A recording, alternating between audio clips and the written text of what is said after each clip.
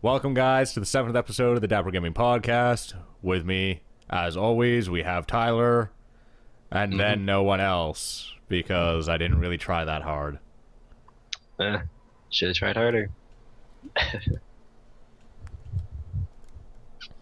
Tyler can't see what I'm doing right now, so that No. makes that joke not play out, but that's okay.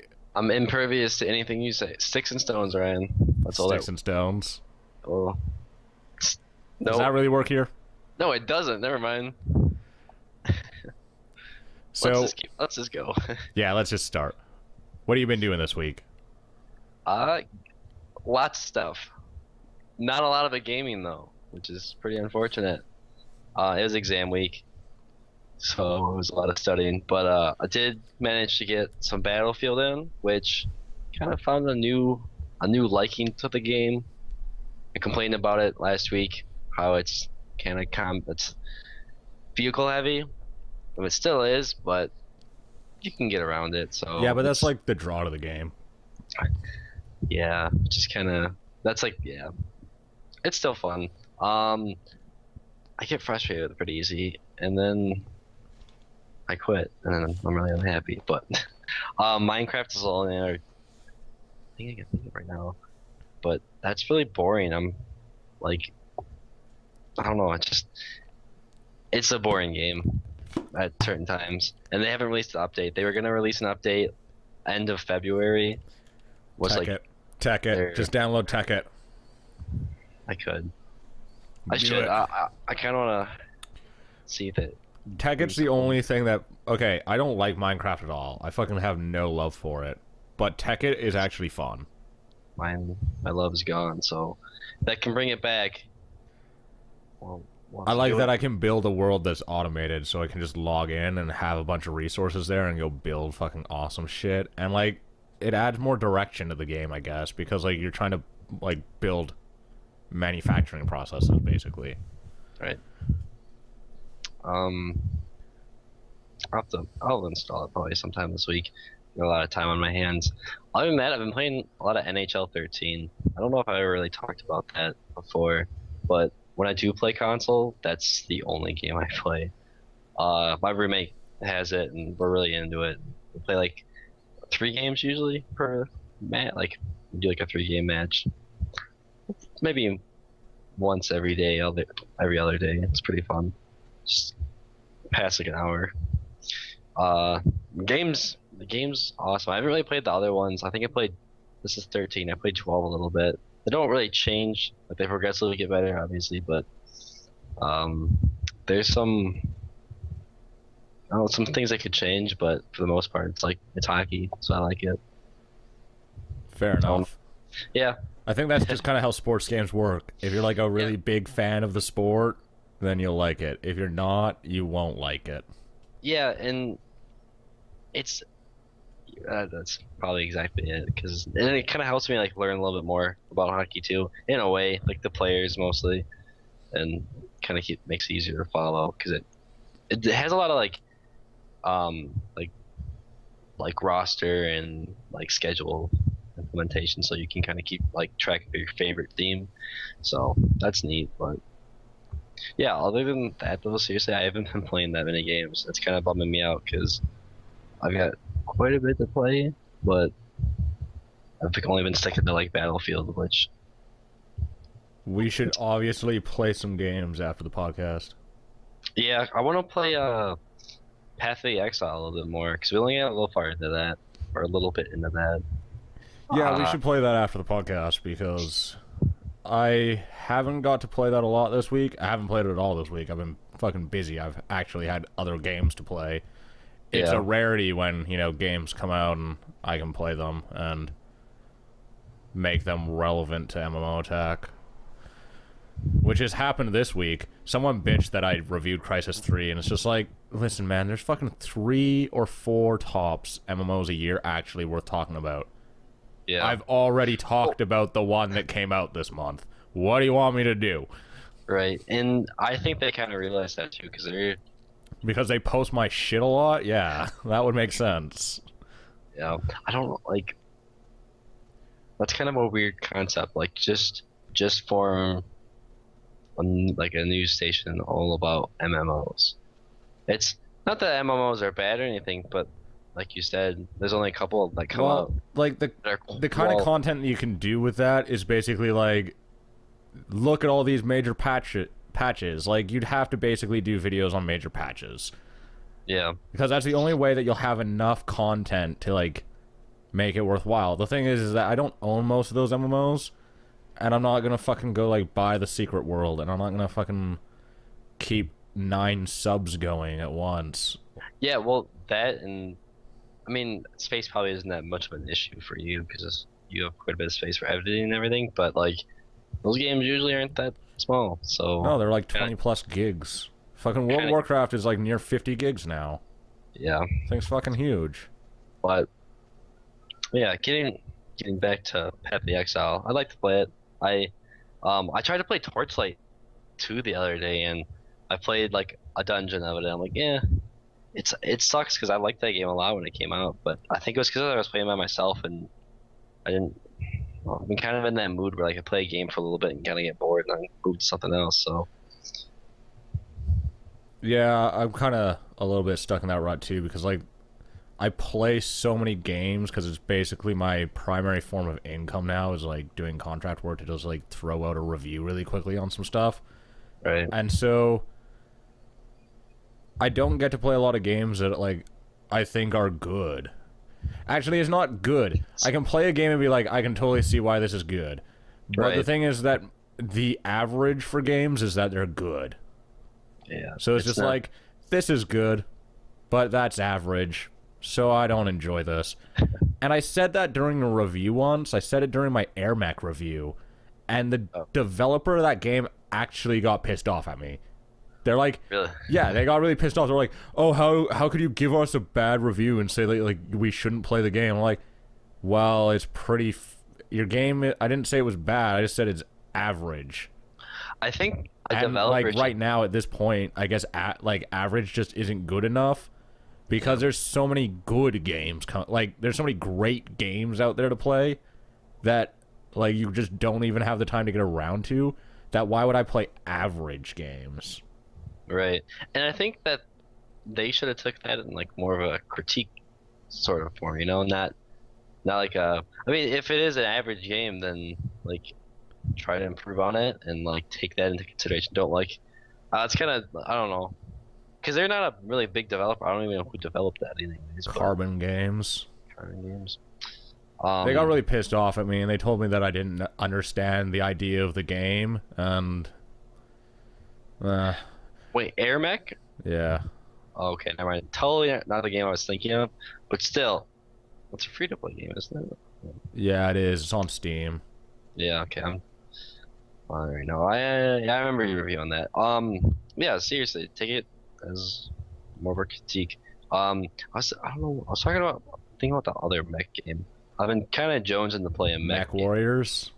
Game. Hawken, because that game's amazing. We should play that. Is that what? It's a first-person like mech fighting game, and it's amazingly fun. There's one that came out on Steam like recently that I think you played. Oh, Strike Suit Zero? Yeah. Is that where you're like in space? I haven't played that. I want to get around to it though. Yeah, that looks like I need to save enough money to buy it. That looks really neat to me. I'm not like in a rush to play that because no one else has really reviewed it, and I know that when I like do it, I'll probably just end up putting it up on MMO Attack and getting the same responses I always get from everyone, which is, your voice is drone, you sound depressed, you should kill yourself, and this isn't an MMORPG. Yeah. Well, I'm sorry. That's the new response that I get a lot, and it's just like, whatever. Yeah, talk to the company. Don't talk about me about that. Crap. Oh, I'm trying Dynasty Warriors. I think they had like an official Gundam Wing game. They've had a couple. Like it's a running thing. That is the only mech game I've played. Played that like last year, like literally a year ago. I love that game. I'm not a big hack and slash person, but when it came to that was awesome. So, Dynasty Warriors games are just fucking awesome. That's just how that works. yeah, the appeal, like, it never appealed They're to me until stupid and they're not. They shouldn't be good, but yeah, no, seriously, like if you like break it down and you're thinking about it, like it doesn't. I don't know. It's fun. I don't even understand why it's fun, to be honest. No, I'm because just like hit X, hit X, hit X, hit Y. yeah, hit Y, and do that again. Yep. Like 1,000 more times. Have fun, For like half an hour. basically, or until Then do it all over again. get a drink and play for another half an hour. Me and my friend beat the entirety of Warriors Orochi 3 in a night. Dang. Fucking long ass game. I played Forge too. Not for that long. I wanted to actually play like a match because they released kind of like a like file size wise. It was like a decent sized patch. I think it was like 700 megabytes. But I think it was just like a new training like against bot system because I couldn't because in that game you can skip it now, but I don't think you could before. You had to play like a tutorial and then you could play the game. It's kind of stupid. Yeah, but that game actually has a learning curve to it. Like, there's a lot there to learn. Yeah, and I played that, but I just played against bots, so it was That game is good, but no one fucking plays it, which is really disappointing. yeah, which is funny. I bought it in a 4-pack with some of my friends. None of them had touched it. We touched it once, and I'm always like, let's play it, and it's no. Well, if you guys are playing it, tell me, because I'll jump on, because I like that game. That's just another game. I think indie games, there were a ton of multiplayer games this year coming out from indies, and the thing is that none of them had any player bases, and so they were just like, you bought them, you played them for like one day, and then they're dead. War of the Roses has that problem. Except for a free weekend was this weekend, so I got to play it for the first time in like 3.5 months. So that was fun. Because I got to gut noobs with my sword. Well, with my axe. I don't use a sword. But Is that like a monthly thing, or is that you have to just like buy it and you got it? You just buy it, yeah. Okay. But they did like a free weekend this week on Steam. So there were like a ton of people playing it. So I got to hack people to bits with my axe. But you had that, then you have Forge. Barely anyone plays that, even though it's a really good game. I like it. God, what else? I can't. Fuck. I feel bad because I can't remember the names of like all the shitload of games that I played this year, or well, last year. But I can't like open up Steam. But yeah, pretty much like indie games that were multiplayer only, like no one was playing them. I have lots of examples like over the years. I mean, you have like The Ship. That was a great game. No one plays that. Ship's fun. Yeah. Yeah. It's too bad that some games don't get enough recognition. So you just like played played Forge this week and some hockey? Some hockey. Basically, hockey. yeah. Some hockey, yeah. Did a lot outside of gaming, so didn't have a lot of time, but got my level fix in, so whatever. I, on the other hand, got to play a shitload of games this week. That's more games than last week. Yeah. It's so out of the norm for you. Yeah, it's so unusual. Bit Trip Runner 2 came out this week. Or, in its full name, Bit Trip presents Runner 2 Future Legend of Rhythm Alien. Because that needed to be the name rather than just Runner 2. Yep. That came out this week. So good. Runner is like the only rhythm game that I've ever been like bothered to play. Or at least enjoy. Because it's just awesome. And Runner 2 is just all around an improvement in every single fashion, like in every single aspect.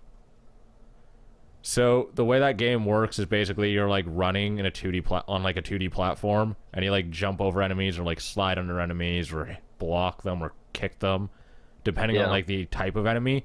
So basically it's a rhythm game because it's all timed to music. But instead of being like Guitar Hero or whatever, where you just have like the notes coming down the screen, in this case the notes are like obscured by being enemies on the screen. Okay. I thought it was just I didn't know it was actually like a rhythm. I thought it was just a runner, like you just run and jump. Yeah, well, it's timed to music. Okay, I didn't. And this is before runners like became a thing, like Temple Run and shit. Runner came out way before them. Okay. I didn't. Yeah, I have the first one from a bundle, but I haven't really played it too much. The first one's not nearly as good because you can literally just jump. This one actually has like more. Yeah, there's a ton of content in this. There's 120 levels, plus there's bonus like video game cartridges hidden in the levels that are actually just levels in themselves. And it's a score attack game. So it's all about like building as much score as you possibly can by taking like the hardest routes through the levels, and there's a bunch of like alternate exits and stuff.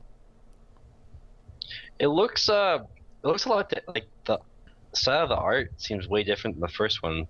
Yeah, well, the first one was like pixel art out of okay, or at least looked like it. Yeah, this looks neat. I have to admit, it kind of looks like a nice change of pace from all the crappy games. All the other Bit Trip games. Yeah. I didn't like Void, and I didn't like the other one. I just liked Runner, so it was nice that they released another Runner. Whoa, wait, there's... Where are like other Bit Trip? Oh, I didn't even know they... Huh, I didn't know that was a thing. Like, I thought Bit Trip Runner was just one thing, but I didn't know there was like Core, Void, and all those others. Huh. Cool. But that game's really good. I think that's probably like one of the best reviews I've done ever. So, and I had like a ton of enjoyment with that. If you liked Runner, then like this is obviously worth buying because it's just all around an improvement. Otherwise, I'd like wait for a sale because it'll come around sometime this year probably. Yeah. Because I mean, Runner went on sale 1,000,000 times and has been on sale 1,000,000 times. I'll be surprised if 2 doesn't go on sale too. So.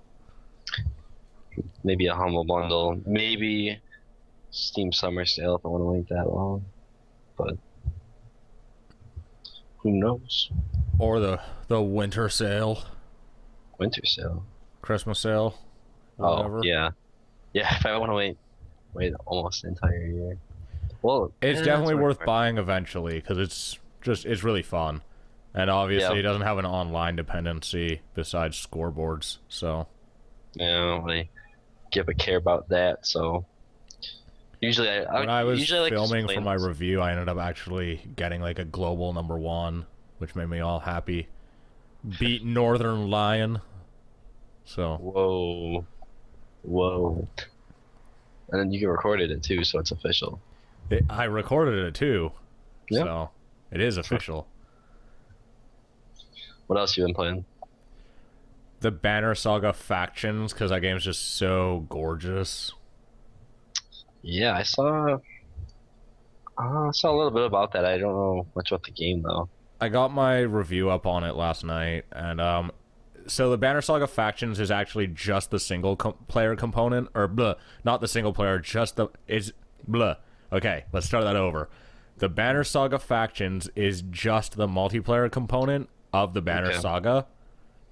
The Banner Saga isn't out yet, and the Banner Saga is like a campaign, and it's really story driven, but the actual gameplay is the same for both of them. It's like a turn-based tactics game where you have a team of Vikings, and your goal is to beat the other team of Vikings. Kind of reminds me like a Fire Emblem-ish. Kinda, or... I'd say it's more like XCOM, but you don't shoot guns. Okay. I mean, it's a tactics game. It's not really a strategy game. And, I mean, Fire Emblem is more of a JRPG, but... Yeah, kind of a weird comparison, but... Yeah, it does look... It has a cool art style to it. Yeah, everything's done in sprites, so the actual art style is, like, super heavily inspired by, by like old school American animation from the late 90s. Okay. And so it's just really great looking. I mean, it only runs in 30 FPS. You don't have any graphics options or anything, but you don't need them because it's all just sprites. So it's not like a big deal. I mean, anything could probably run that game. Like, how is the gameplay, though? There's some balance problems.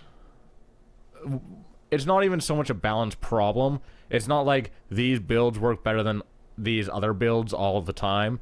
It's that you upgrade, there's 4 base units, and then you upgrade those units into like 3 possible upgrades for each of those base units.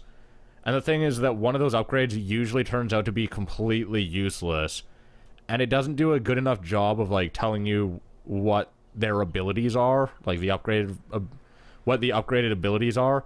And so you'll sink like a ton of renown, which is like the in-game currency, into upgrading these units, and then you get fucked because you bought something that's useless. And then you're stuck playing against people whose armies are just as powerful as yours, at least on paper, but they have a better unit composition because their upgrades are not, well, useless, so they destroy you. And then you lose 10 games in a row until you have enough renown to buy, like, a mercenary so that you can go play in the lower leagues. The thing that I do like about that game is that they sell renown to you, like, in cash, which would be bad if you could, because, like, you use renown to enter tournaments, you use it to buy units, and you use it to upgrade units. But you don't get matched up based off of like a hidden elo, so basically like a skill rating.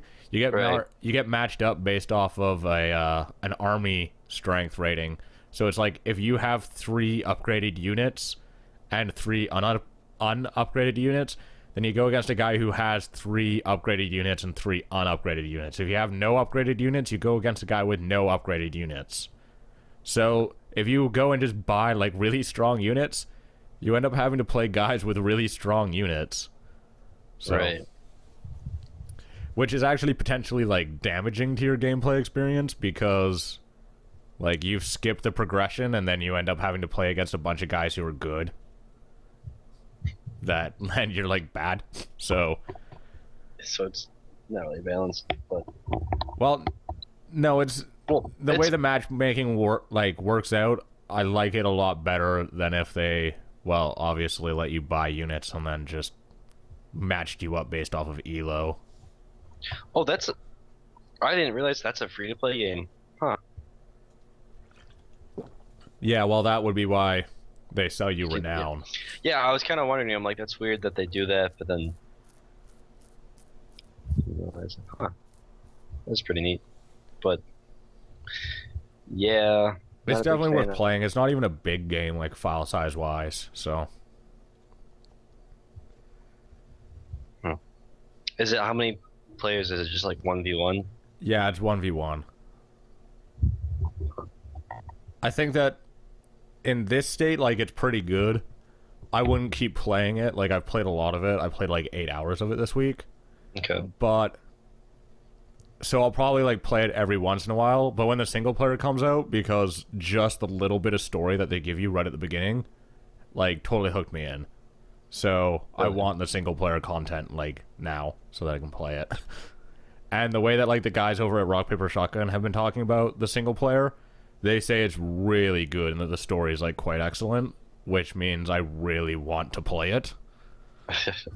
So I'm itching for the single player to come out and be released so I can play it. And then I played a game called Star Conflict. At least I'm pretty sure it's called Star Conflict. Don't remember. I'm pretty sure it's Star Conflict.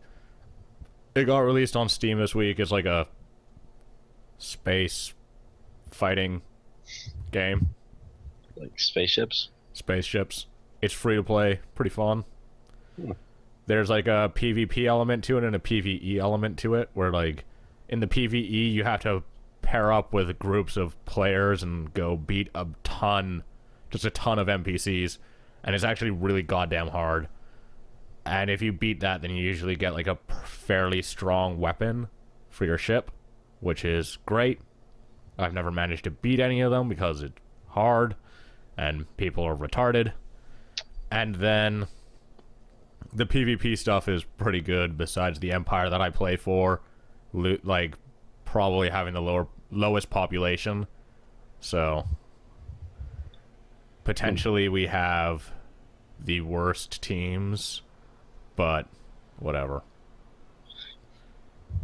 Looks kind of fun. I'm looking at it now, and it has like $100 worth of downloadable content. It's weird. Yeah, it's just like microtransaction stuff. Because the game's free to play. Right. It's pretty okay. I'm not totally sure how I feel about it yet, so I mean, I'm gonna play it a bit more, and then I'm gonna do my review on it. Then I'm gonna release it. People are gonna bitch that it's not an MMO. It'll be all good and dandy. But besides that, I've been playing a lot of Genesis, like Sega Genesis, because I picked one of those up the other day. Oh yeah. I got one on Friday for $50. Plus, I got Streets of Rage in the case with the manual, as well as Streets of Rage 2 in the case with the manual, and Sonic's 1, 2, 3, and Knuckles in the case with the manuals. You should just keep those. You shouldn't even play them. Why? Don't risk damage. The cases anything. aren't factory sealed. You can still damage everything. And then I got 2 controllers with the Genesis. Sadly, I didn't get a CD, like a Sega CD, but that's okay. What's this? Is that an add-on for it? Yeah, it's or... an add-on. Oh, I didn't know that. There's like just a Genesis, and there's the one that's like the Genesis and Sega CD like system. Oh, okay. Yeah. No big deal. I mean, how much is like a Sega CD then? I don't know what usually they just sell like the combo pack where it's like both of them attached, and those are like $150. It's still kind of expensive for a couple gens old gaming system. Shut up, they're amazing. The only thing that made me completely baffled, the system that I bought came with one of like the smaller controllers, and then one of the original like big ones. The smaller one has like a 10-foot cord. The big one, the original Genesis controllers, fucking like 3.5 feet. The fuck did you do, Sega? Why'd you do that to me? They wanted kids to ruin their eyes. I'm in like this tiny ass office, right? My TV is only 4 feet away from my couch. Controller does not fucking reach. That's rough. Just buy an extension. No. I'm just gonna have to buy another controller.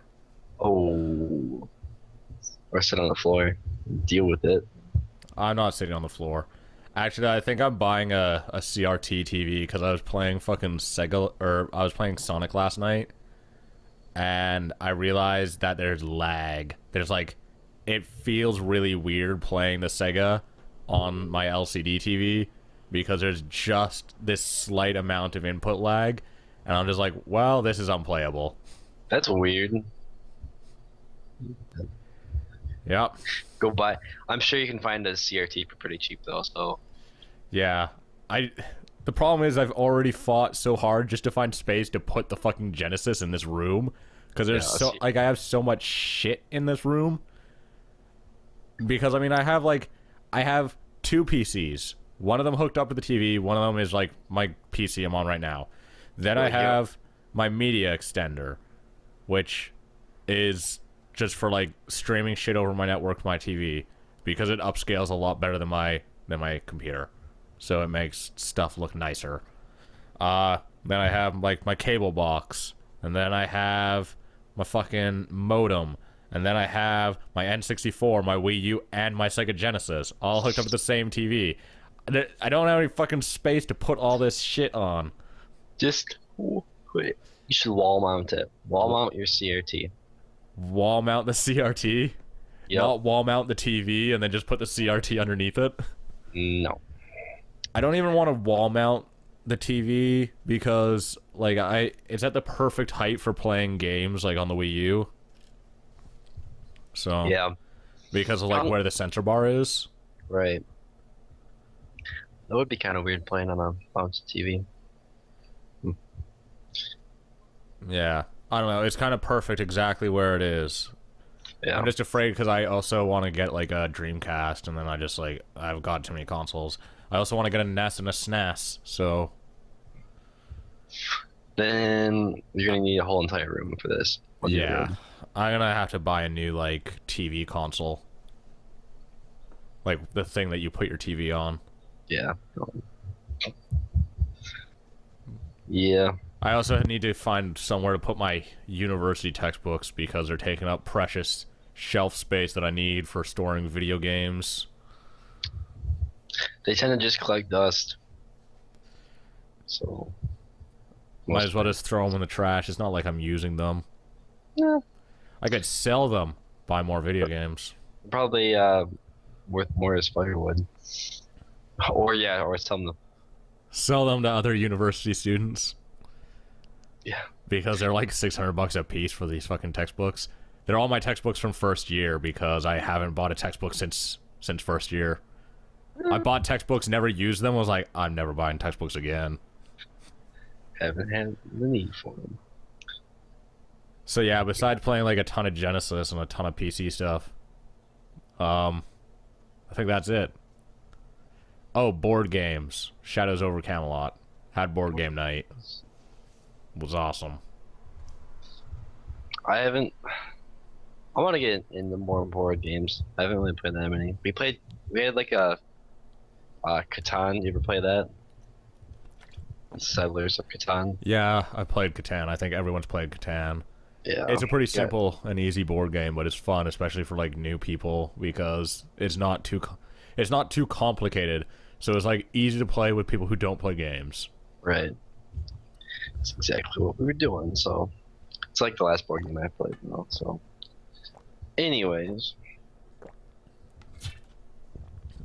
Yeah, well, Shadows over Camelot is like a real board game for nerdy basement shut-ins.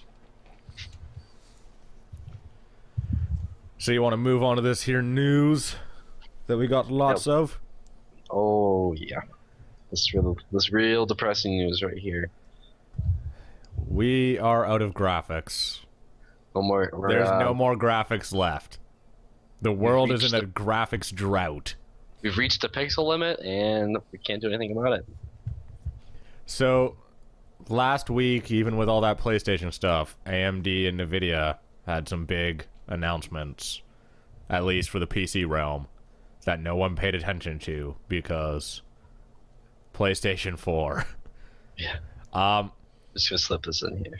So that's kind of why I wanted to put that in this week. So AMD won't be releasing the 8000 series this year, and if they are, it's going to be like December.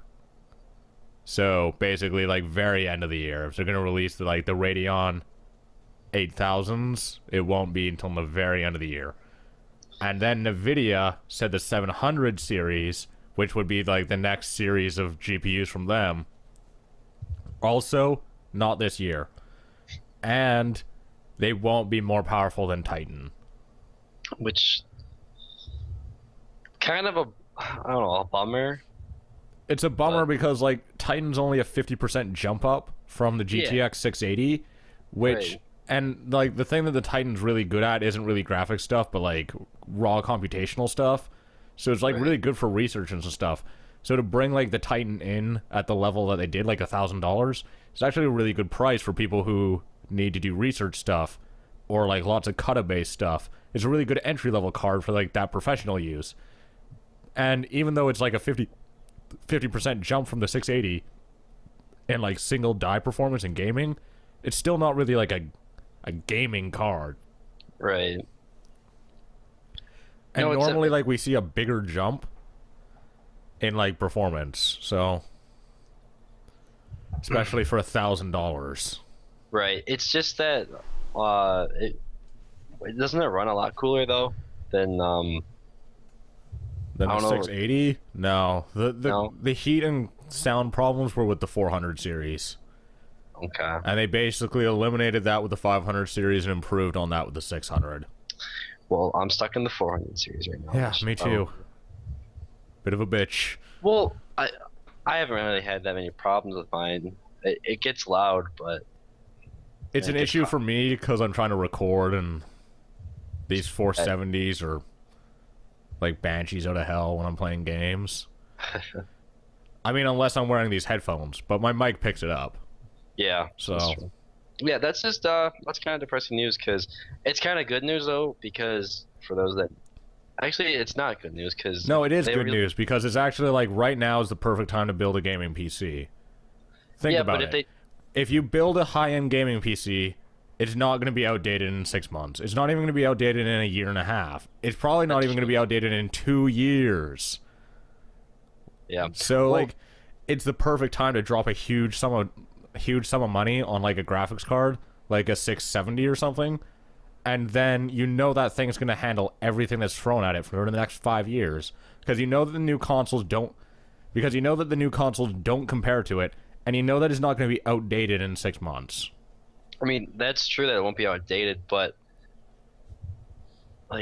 when the new line comes out, the price always drops drastically for the old cards. So that's kind of what I was looking for, because I was like, I'm in the market. I need another card for recording, and like I was waiting. I'm like, everyone's kind of like 700 might come out. I should wait. I'm like, whatever. Yeah, but you can look at like how the 660s, for example, are performing, because those are pretty mid-end. Like those are mid-end cards. They don't cost too much, and they're performing really well. They're handling everything that's thrown at them. They're handling it a lot better than the 400 series does. Right. And you know that they're not going to be outdated and dead like the 460s were when they were released. Because, I mean, the 500 series came along and the 460s were instantly dead because they didn't keep up that performance. And you had stuff that was cheaper that outperformed it quite substantially. But you know that the 660s aren't going anywhere for like a year. That's true. So... Yep. You can also just buy a 680 and know that like graphics performance isn't going to change much in the next like 2 years, and that thing's going to handle what's being thrown at it 5 years down the line. If it lasts that long, which I mean, yeah. I think really what this kind of marks is like the end of kind of an era in like the graphics card arms race, where we had a new one from both competitors like every 10 months. We had that for like 6 or 7 years. We've had that like since the beginning of discrete graphics cards, basically, in PC gaming. Is that there's always been a new graphics generation every single calendar year for like a decade and a half now. This is the first one where we're going without, because Titan's not even really a new generation of graphics cards. It's just like a modification of an already existing architecture, I guess. Yeah. It's just like a consumer release.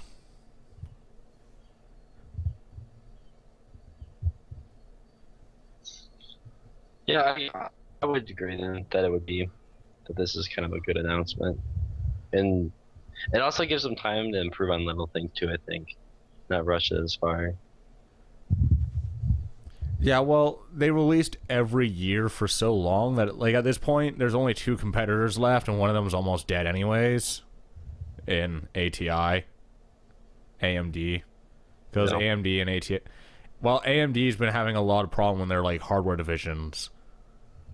I'm not sure exactly how, you know, being the console hardware manufacturer, or at least provider, like, is going to help them, obviously. It might save them, but if it weren't for that, like, they would be dead at the end of the year. Yeah.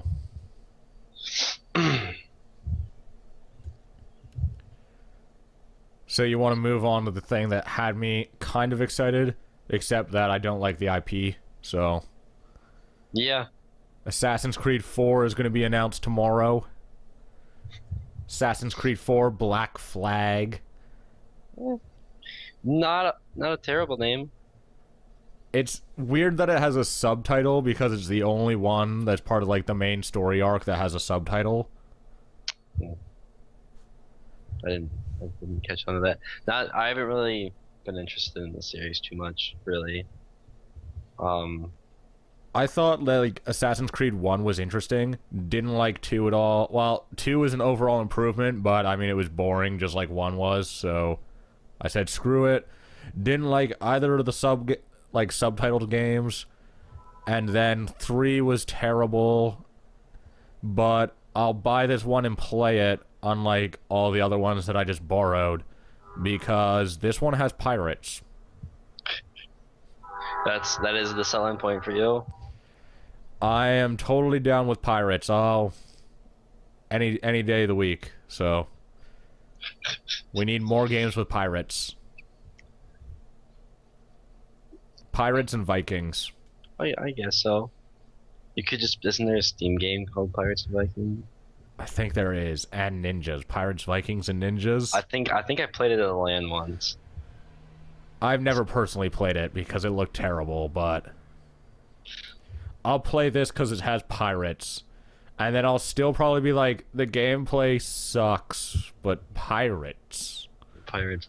Kind of. When did 4 get announced? Wait, what? I don't even know what one was announced last.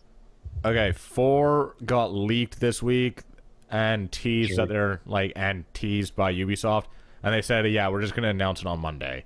So Okay. it gets announced tomorrow. When did their last game get released? Actually, wasn't that just like the end of last year? Yeah, it was like November. That's pretty early then. Yep, and this is apparently going to be released at the end of 2013. So Wow. this is their new Call of Duty. Yeah. That's too bad because it shouldn't be. They push multiplayer in this game too, don't they? The multiplayer in Assassin's Creed is actually interesting, though. I mean, it's not great, but at least it's not just shooting people. Yeah. Well, I mean, he is holding a gun in the cover, so I assume we'll see more shooting. But but if it ends up a first-person shooter, I think everyone will just be like, why'd you do that? Except for 12-year-olds. They'll be like, man, I got to shoot people. Yeah. Which would be really weird, though, for like a pirate game, because their guns were super inaccurate and could only shoot once. Yeah.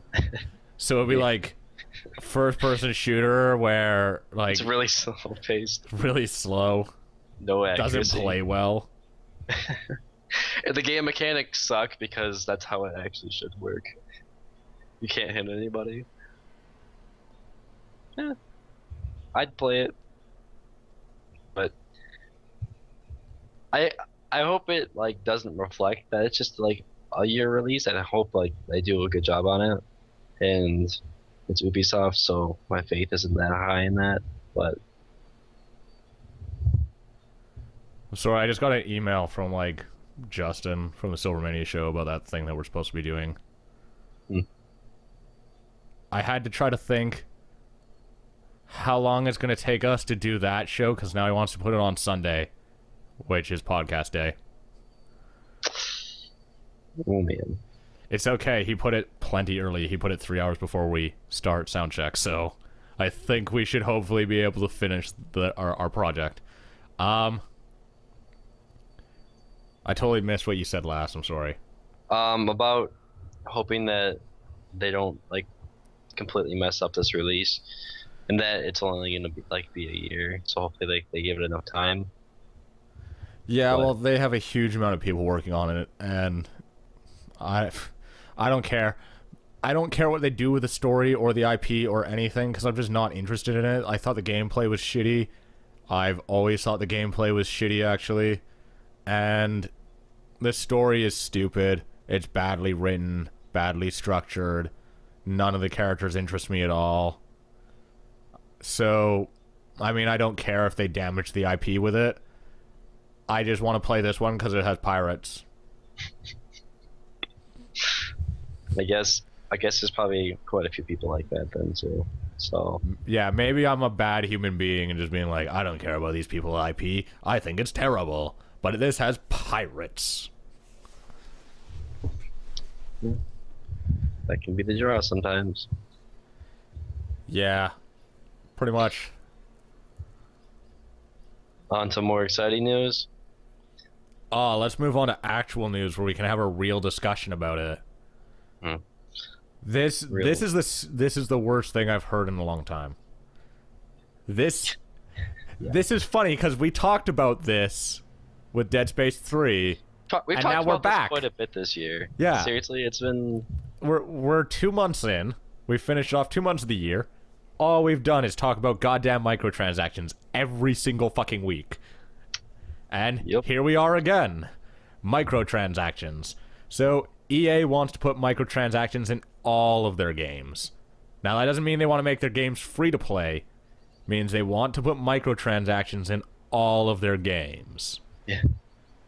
Because only a few of their games wasn't enough. Yeah, and the thing is that, like, EA has a terrible history of doing free-to-play and doing microtransactions. Like, you look at Battlefield Heroes and you look at Battlefield free-to-play, both of those games were terribly imbalanced. You just bought power in that game. Right. And even when you bought power, you didn't keep that power, you rented it, basically. So you were constantly throwing money at the game and being nickeled and dimed. And so now they put more, like, they want more microtransactions, and they want to do it in your single player stuff, which is a terrible thing to do because, okay, like, if you looked at Dead Space 3, even though, like, we were pissed off about the microtransactions, they didn't do them terribly. It had more of a purpose, like... Well, it's not even that it had a purpose, it's that it didn't break the core game. Right.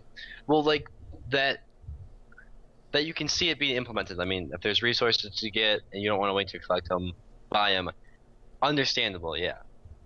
Like, it wasn't just yeah, but like you could still do all of that stuff that was like available. All you were doing were buying resources. The thing is, if you look at like a game like The Sims, where they already have a bajillion goddamn microtransactions with like the Katy Perry sweet things and all that crap, you can apply that really easily to SimCity. You can sell buildings which they already are doing with like the pre-order bonuses, but you can sell buildings and like style packs and stuff that have practical purposes that people would want, and you have to constantly invest in the game all of the time just so you can buy buildings. Because like you look at the digital collector's edition, it comes with the villains and heroes thing, which is actually really cool, and those buildings have practical purposes and they do things. But then you also look at the English city set, the German city set, and the French city set. Those actually aren't just like cosmetic things. They have buildings in them that do like very specific sets of functions. For example, the French city set has the French police station, which is a better version of the regular police station. It's more efficient. The English city set has double-decker buses, which are more efficient than regular buses. And the German set, I think, has like light rails. So it's just like stuff that you want in your cities. And the thing is, like a game like SimCity, they could nickel and dime you to death with goddamn building sets. Or not even building sets, just one building, and just sell them to you for like $1, or $5, or $10. It doesn't matter. One vehicle or such little things that should be in more of a pack rather than... Yeah, well, they used to just make good content and put it in expansion packs. Do you think that it'll be more of just like single item thing? I mean, clearly they won't just release one thing at a time, but maybe like they won't do like DLC packs. They'll just like constantly release content rather. Probably. But it'll cost a hell of a lot more in the end, rather than just buying big packs of shit. Yeah. The other problem is that I don't trust them to not let it affect game design. Like, if you look at Dead Space 3, the idea was that you would, like, skip grinding, like, grinding resources by buying them with money.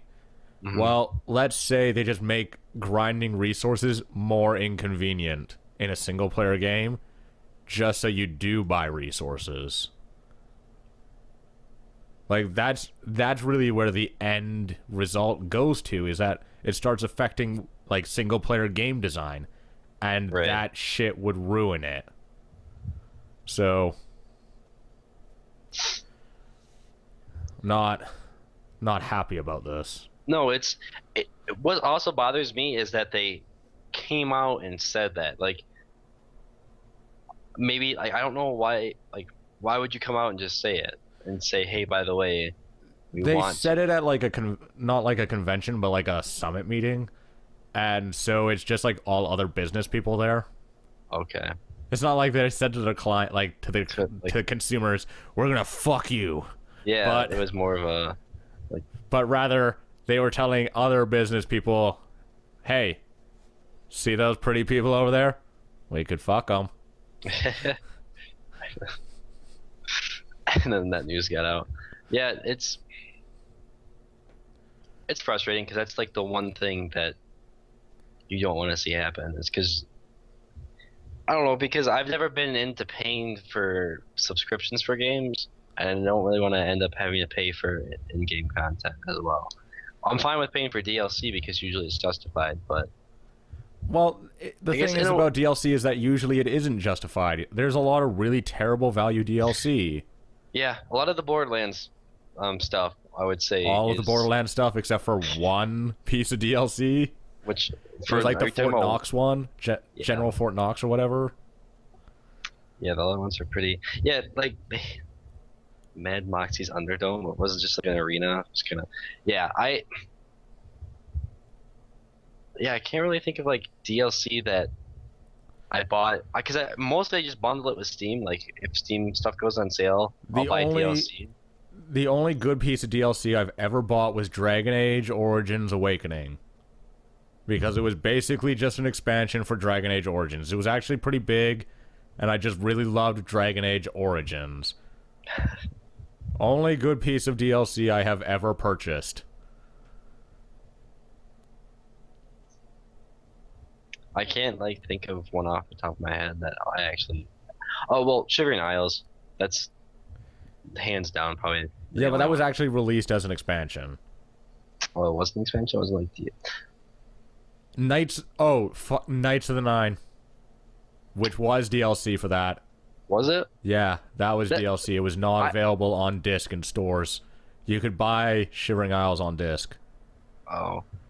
It was like a straight up expansion. It was like one of the last expansions that I can remember ever like actually being released.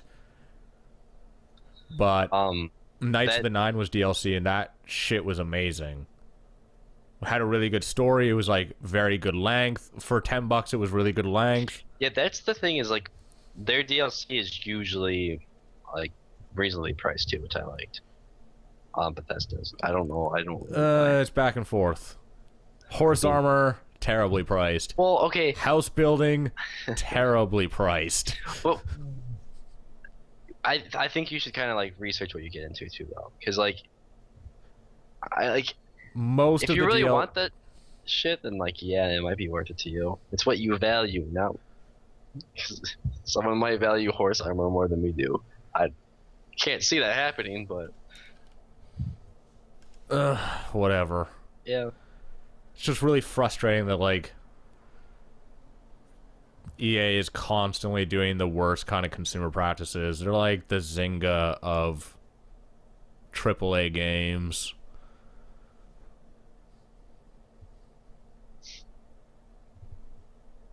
It's just really frustrating that for some reason EA can, like, every time someone opens up their mouth, they say something worse than Bobby Kotick.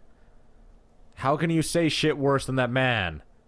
He said he literally said the worst kinds of things like a few years back, like about how Activision is only going to release games where they can make like a sequel every single year. Which is why you had Guitar Hero every single year. That's why you have Call of Duty every single year. Like, those are the only games Activision make. Yearly releases. People were pissed. Somehow they did something worse than yearly fucking releases and zero new IP. Yeah. I mean, I don't know. I agree, it is worse, but I don't think anything can top this, to be honest. Yeah. It's pretty damn hard to top that. Besides making all of your games free to play and implementing this terribly. Let's move on to better stuff. Things that make me all giddy and happy. Because these are like the 3 best things I've heard in a really long time. So, there's a CCP, the guys who make Eve. You know, like the MMO Eve. Yeah, I've heard of them. Yeah. I know a little bit about. They've been making this MMO based on World of Darkness. And it's which is the game world that Vampire the Masquerade comes from. And they're basing that MMO on the Vampire the Masquerade Bloodlines universe, which is my favorite game of all time. So I've been super stoked for this game for 2 goddamn years already, and we know nothing about it. I'm just like, it's gonna be so good. The PvP sounds amazing. You can run your own cities. Aw, shit, man. And you can permanently kill people in the game, which is awesome. And there's like no levels or anything, because, I mean, it doesn't make sense in that game. But, like, I'm super stoked on that game, and they started internal testing. Oh, man. So it means it's actually being done. It's going to be released, and there's work going on. So it's oh man, that's pretty exciting. I don't know much about what has been being released for World of Darkness like lately. Why have I heard that? I'm not really. Because I talk about it a lot, but Vampires the Masquerade Bloodlines is the only good video game that was ever released based off of World of Darkness. World of Darkness is like a pen and paper game. Okay. There's been other games that have been released recently, though, right? Not recently. Before Masquerade Bloodlines, there was Vampire Requiem. And that one was terrible. But Bloodlines is probably my favorite RPG of all times, like CRPG at least. You should definitely play it if you liked Morrowind at all. It's super good. It's got like some really great storyline. The storyline's awesome. The mechanics are good. The characters are awesome. It plays kind of dated. It was the very first Source Engine game that was ever done, like made before Half-Life 2. Oh, but yeah, they couldn't release it until like I've talked about on the podcast. That's a game that I know a lot about because I was gonna do this like 45-minute video on it, and then I just never fucking made it. I never recorded it, is what happened. I like have I have the script written for it. I have all the game footage. Just never recorded like the audio. Yeah. Just never did it.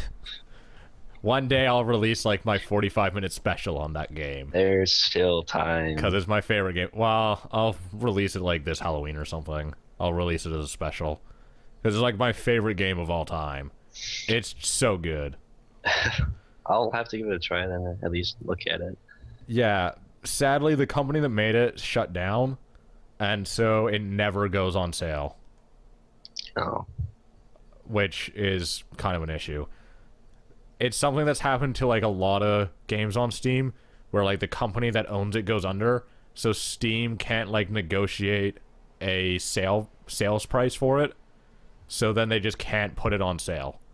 So the game's just always $20. Which is like a lot because the game's really dated. Yeah. But if you can get past the graphics and then also get past the fact that you have to do some finicky shit to get it to run, it's really good. The graphics don't really look too outdated. I mean, they are outdated, but they kind of remind me of the ship. I kind of like that. It's super dark. The world's just awesome. It's a little bit more dark than the ship, but yeah. That is pretty big news, though, and maybe I'll actually start looking at MMO games now, because there's some coming out. If this game is as good as it has the potential to be, then I will probably play it until they shut down the servers. Because, like, that game world is just so interesting, and some of the mechanics that they can put in that game, because, like, you're going to have guns and stuff, because it's based in the real, like, in the modern world, and it's based on real cities, is the thing. Like, that World of Darkness takes place in the real world. There just happens to be vampires and werewolves and mages and vampire hunters and shit like that and zombies and all that stuff, but it's like hidden away from the public eye. So like one of the best, like one of the really cool parts about Vampire the Masquerade Bloodlines is that you had to like feed on people to get, because like you're a vampire, you need blood, but you had to like hide it because people don't know vampires exist.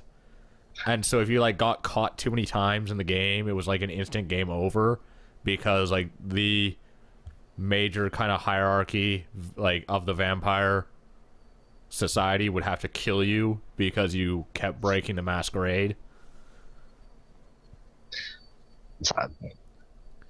It just sounds like something so out there that's not like any other game I've heard of, so yeah, sounds pretty interesting. Just because like the actual mechanics for the Vampire the Masquerade Bloodline like would transfer over well to an MMO game, as long as the game puts enough restrictions on players to like not allow them to just do whatever they want.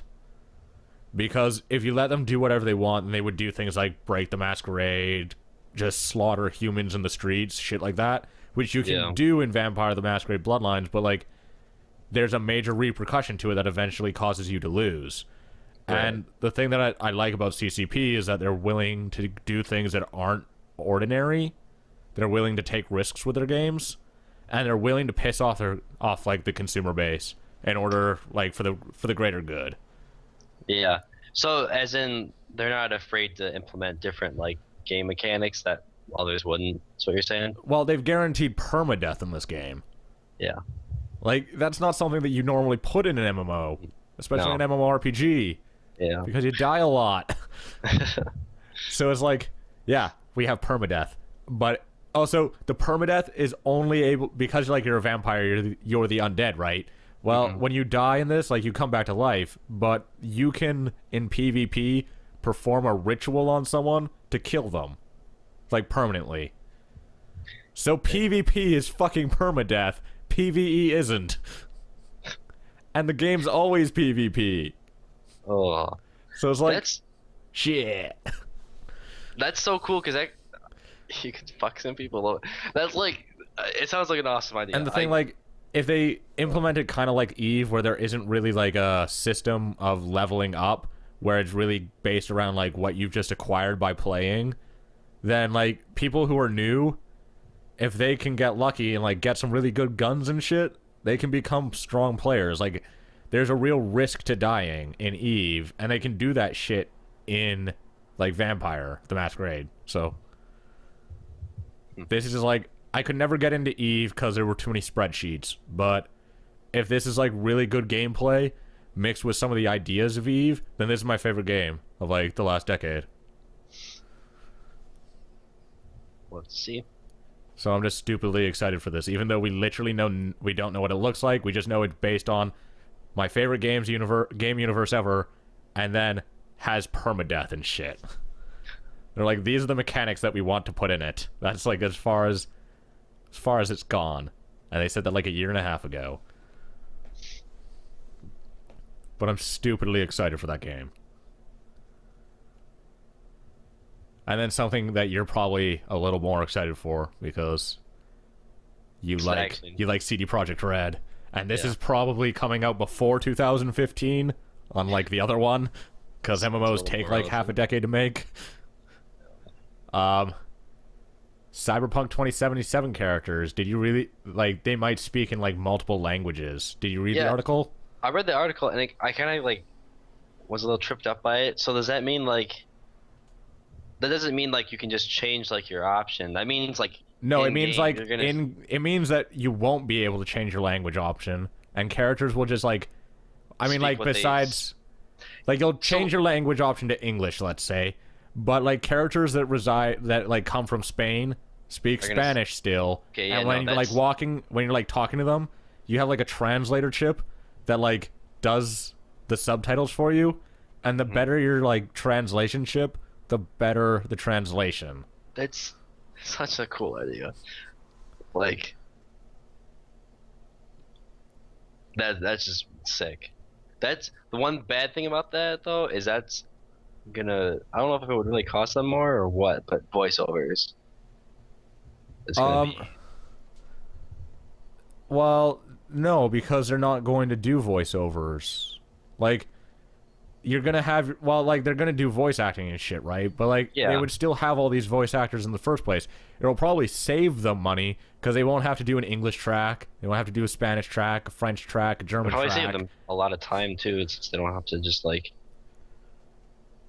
Yeah, well, they already have the scripts written, right, for in Right. all those languages. Well, it saves them a ton of money because they won't have to write a script in all those languages. They won't have to record for voice acting in all of like the major 5.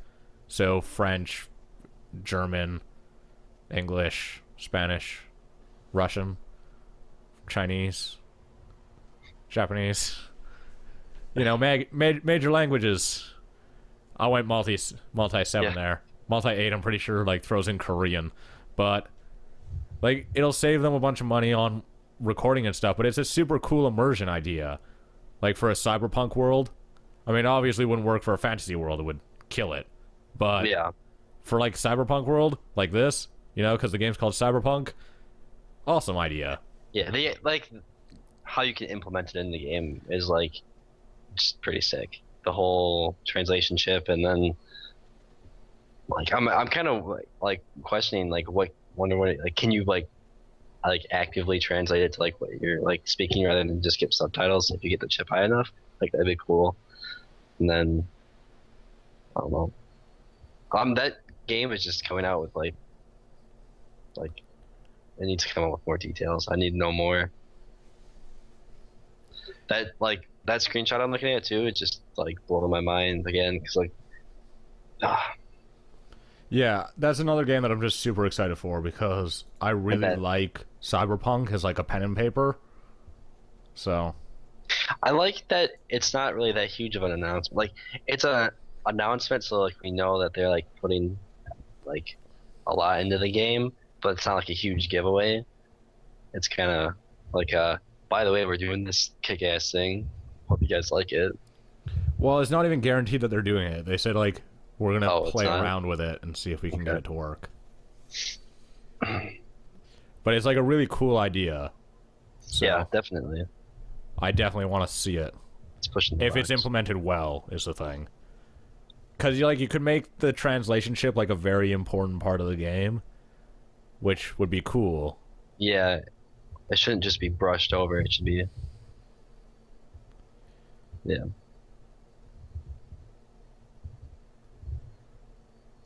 Want to move on to the next then? Sure. So we've only got one thing left to talk about here.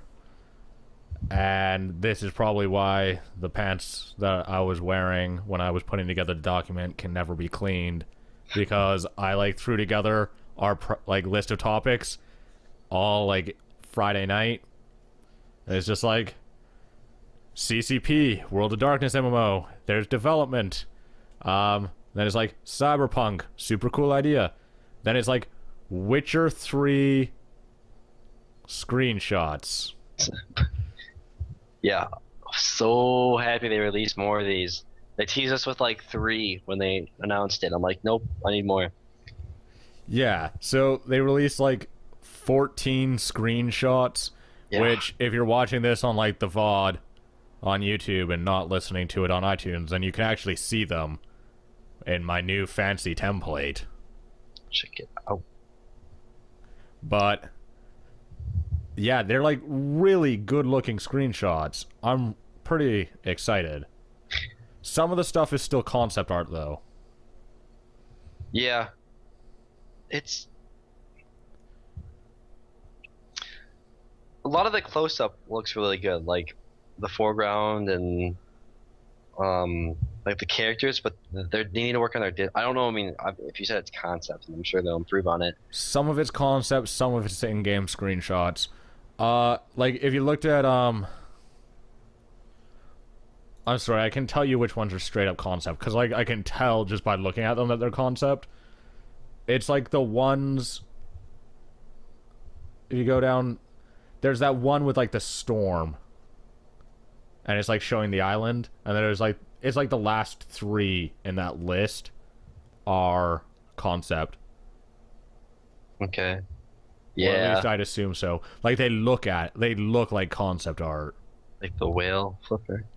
Yeah. Oh, what is this? That looks like almost like a Skyrim screenshot. I don't know. I'm looking there. Yeah. No, there's one where he's like riding a horse, and it kind of looks kind of barren. But I mean, it is like a tundra, so I guess trees don't like. They look beautiful. I mean, regardless. Yeah, the game world looks huge, actually, which is Yeah, awesome. they show it like they're showing caves and like Well, even like inside the cave though, it's like a huge cave. yeah, Like the it's environments are gigantic. I'm really excited for it. Like for an open world game, this looks massive. right. And if it's like, I mean, if you can explore what we're seeing, like when he's on the horse, then yeah, that's pretty crazy big. Well, they said that it's going to be 30 times the size of Witcher 2 and open world. It's pretty fucking big. The Yeah, only thing it reminds me of Skyrim for some reason. it's supposed to be even bigger than Skyrim. They wanted to make something that was like larger and more expansive than Skyrim. So, It's neat. It's definitely mind blowing. They do a really good job of like minuscule details on the armor and on the clothing. I really like that. And it's just like some of the off distance stuff is bothering me. But if I might not be viewing these in like the full resolution either. I'm just using like that slideshow they give me. So, but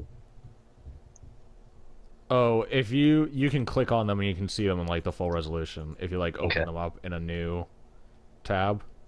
yeah, okay. I'll do They're that. all like 1080p. That would be why. Some of them look kind of weird.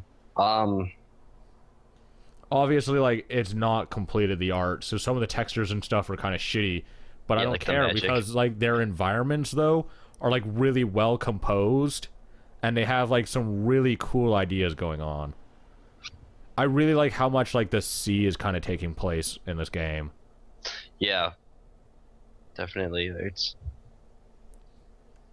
I love their forest too, because their forest isn't like just random like little plants. It's not like the same plant over and over. You see slight variations everywhere, and Yeah, like in Skyrim, like you get the same set of the same ferns texture. 20 Yeah, times. and it's you start to like think everything looks the same, but this looks like things are very definitive, and yeah, I'm excited. I really should play number two because it looks beautiful too. I mean, if this gonna be on their new engine, or have they not really announced that? This is Red Engine 3. Okay, then I don't know like what this is gonna look like, because I think that two is one of the best looking games I've played. It is. It's still one of the best It's looking games on PC by far. it's not I can't even run it on the highest setting, so I don't even know how awesome it does look, but what I can run it at, it's crazy. I'm like really excited for this game, especially since it's supposed to be like out next year. So sadly, one of the terrible things about just loving RPGs and companies that don't necessarily do yearly releases is that like they announce a game and it's like, well, I gotta wait 3 or 4 years. Yeah. And then EA's like, look, we've got 10 more games this year. And I'm just like, ugh, none of these are interesting. And then I play them. And I hated every minute of it. Actually, I think the only EA game I've bought last year. Actually, no, I didn't buy any EA games last year. I only bought one this year, and it was Crysis 3. But we're only 2 months into the year, so. Yeah, definitely haven't, because I fucking hate Origin. So, ugh. So these That's a EA lie. I bought Kingdoms of Amalur last year, and it was awesome. that was. I liked it more than Skyrim. I thought it was a lot better than Skyrim, actually, because the combat was actually good. Yeah. Which, I mean, well, I wouldn't say it was great. It was pretty okay. But that's leagues ahead of Skyrim. So. Yeah. The combat in that gets pretty old pretty quick. So. Can you hear that behind me by chance? No. Okay, good. There's literally one person on this floor with me, and he happens to be the person who was right behind me, and he has like a really annoying subwoofer, and he just blares it 24/7. What a jerk. Should just go over there and punch him in the face. Smash his subwoofer to bits. Yeah, that'd go over well. No, it's spring break. I'll let him do what he wants. I'm not gonna ruin anybody's fun. God, I don't think we have anything left to talk about this week. That went by pretty quick. I feel like. Yeah, it was like an hour. Blown through topics. Anything? Well, is that like news hasn't been much to talk about. Sony week was pretty big. Yeah. But it's kind of trickling in. But now it's just like game announcements. No one's done anything to be particularly mad at except for EA, but I mean, anytime anyone from EA opens their mouth, you get mad, and then get scared. I mean, it's the usual response. You're just like, oh, why would you do that, EA? You fucking retarded? And then they make money hand over fist. Why? Whatever. Well, I guess we'll call it a wrap then. Suppose so. So, thank you guys for watching. I hope you guys like the newer edition with the second template, so that I can like play videos and show pictures and such when we're talking, which would have been goddamn useful last week when we were talking about the controller and shit, but I didn't have the foresight for that. Yeah. But now it's there, so use it, look at it, enjoy it. Yes. So thanks for watching the podcast. As always, it will be available on both iTunes and on YouTube. And we will be back next week. So, thank you all for watching. Thanks. Good night.